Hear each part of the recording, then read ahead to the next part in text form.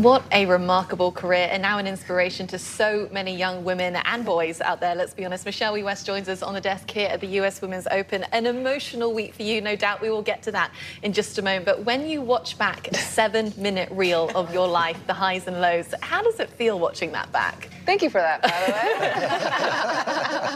That was a painful 7 minutes, but no, it was, especially the earlier years, watching like, wow, it was round and going in front of the screen. But it's great looking at that old footage. I mean, that seems like a lifetime ago, but all those shots that I saw on the screen, I vividly remember every single one of them, and just incredibly blessed to, have that all documented. It's really cool to be able to see that. It's going to be really cool to show McKenna when she's able to understand it.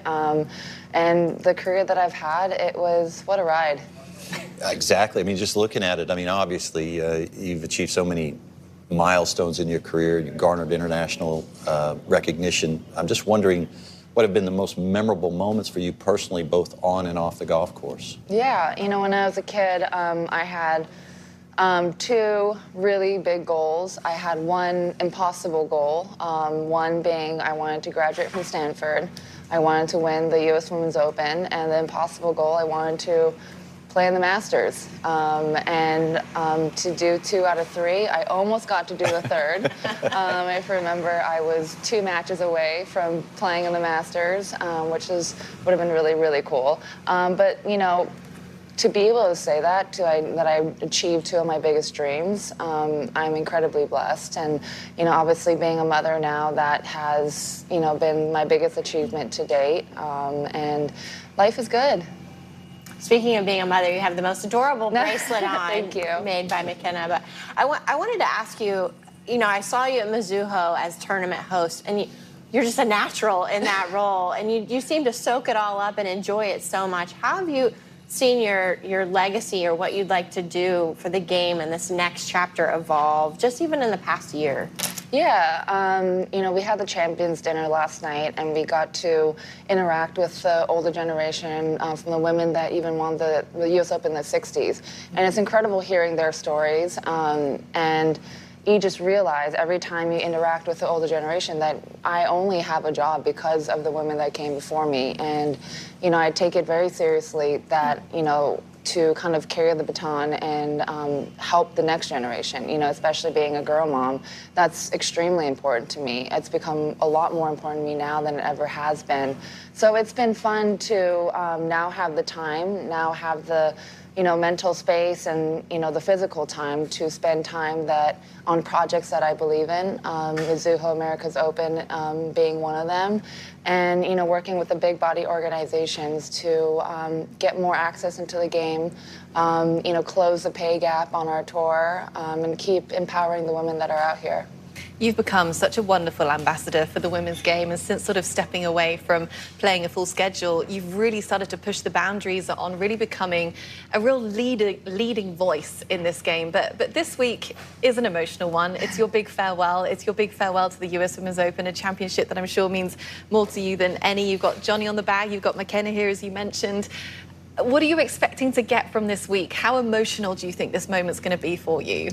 It's super emotional. Like everything that I'm doing, I'm realizing I'm doing it for the last time. Going to player dining, going to get physio, doing my putting drills.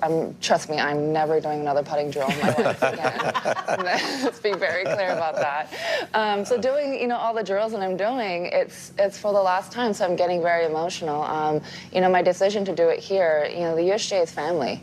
When you look at my firsts, a lot of my firsts came from the USGA. My first national tournament was a women's puppet links when I was 10. My first national tournament I won was a puppet links. The first and only major that I won was the U.S. Women's Open. Just the USGA has been such a big part of my life, just growing up with all the rules officials, being on the Curtis Cup team. So this is extremely special for me. I mean, especially here. I'm so lucky that Pebble Beach was in 2023, and we're here, and it's going to be an amazing walk. Along the way, you've inspired so many aspiring young golfers, boys and girls. So I'm wondering what advice you would have to young girls and boys out there who are aspiring to play professional golf and dealing with and overcoming challenges along the way. Yeah, you know, golf is one of those things that, one of those sports that isn't going to be easy.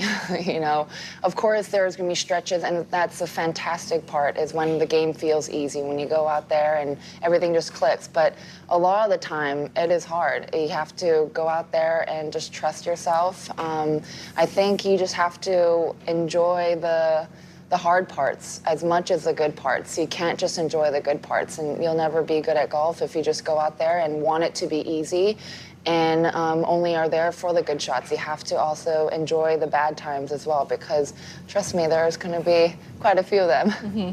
Well, speaking of inspiring, you know, Rose Zhang was just up here before you, and she's following in your footsteps of playing on the LPGA and finishing her degree. You were there when she hit her first tee shot as a pro. You were there for the hug at the finish when she won. What makes her so special? You know, I think it's her mindset. You know, she's so incredibly poised, and just that very silent confidence. She's very confident in herself. She's very competitive, but just from looking at her, you can never tell. It just comes from within. And you see at Mizuho, you know, she didn't play well on Sunday. She had some pretty bad shots. I told her this, but it's so impressive to see how she holds it together, especially at that age, especially, you know, with the spotlight on her. She made the putts when she needed to make the putts, and she just held on. And a lot of times, you just have to do that, especially in majors. So I'm incredibly proud of her. We talked a lot about her finishing college, and she just loves her time at Stanford, which I'm so proud of her for making that decision to finish school. I told her it's possible. It's hard, but it's possible to do. So I'm really proud of her. Yeah, she was just up here saying what a wonderful support you've been in, and to walking in the shoes that you have walked as well, and dealing with all of that expectation at such a young age must be such a hard thing, Michelle. But we can't have you up here without reliving some great moments of 2014 and just looking back at Pinehurst and just sort of what that moment meant for you, getting the monkey off the back and becoming a major champion. What stands out for you now when you look at that, which we know coming up to 10 years ago? Mm-hmm. Yeah, I can't believe it's almost 10 years ago. You know, it's being a U.S. Open champion, it's something that no one can ever take away from you. I just feel like it immediately puts you in a different category. And felt that especially last night at the Champions Dinner when everyone was sharing their stories. And that was the one thing that, you know, every single champion said. You know, is one thing that no one can ever take away from any of them. But yeah, 2014, something just clicked that year. I had a tough 2013, and I just went out there with zero expectations.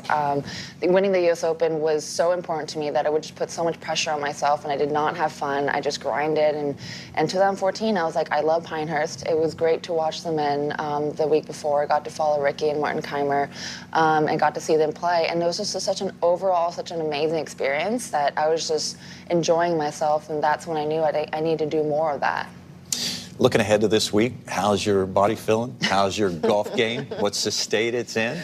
Give us an update. What are you working on? Yeah, I've been grinding the last 3 weeks. Feel pretty good about it. Yeah, I've been here since... Getting it all right? Yeah, it's getting there. I've been here since last Wednesday. I walked 18 holes for the first time since Pine Needles last year. So calves were a little sore. Oh, good gracious. Yeah. Right.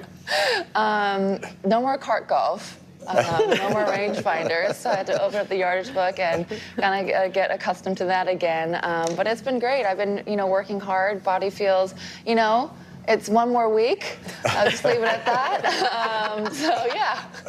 It's awesome. We can't wait to see you out there, and also to see who you're playing alongside Thursday, Friday. It's just going to be so epic. Teeing off alongside Annika Sorenstam, of course, a 3-time winner of the US Women's Open, going out just before 11:30 on Thursday.